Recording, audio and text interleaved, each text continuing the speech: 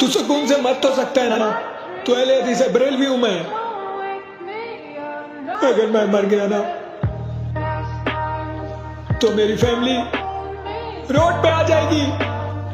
پہلے میری قربانی کریں گے، پھر جمعرات، پھر 40واں، پھر ہر سال کو خیرات.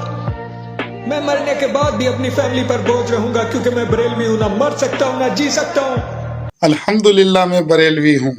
میرے مرنے کے بعد میرے گھر والے میرا تیجا کریں گے، میری جمعرات کریں گے، میرا سالانہ کریں گے، میرا عرس کریں گے، ہر سال میرے نام پہ خیرات کریں گے. اس کا ثواب مجھے قبر میں بھی ملے گا، کیونکہ میں بریلوی ہوں. میں جیوں یا مروں، میرے گھر والے مجھے جیتے جی بھی میرا خیال کرتے تھے اور میرے مرنے کے بعد بھی میرا خیال کریں گے. وہ ایصال ثواب کریں گے، اس کا ثواب مجھے ملتا رہے گا. کیونکہ میں بریلوی ہوں. میں اپنے گھر والوں پہ بوجھ نہیں ہوں. میرے گھر والے جس طرح میں زندہ تھا میرا خیال کرتے تھے، میرے مرنے کے بعد بھی میرا خیال کریں گے. کیونکہ میں بریلوی ہوں. اور یہ لوگ جو نہ فاتحہ پڑھتے ہیں نہ درود پڑھتے ہیں، پھر ان کو کون پہچانے گا، ان کو کون بچائے گا؟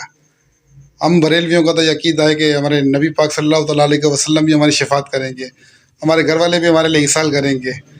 انسان ہے، گناہ ہوتے ہیں. مرنے کے بعد سارا معاملہ اللہ کے سپرد ہے.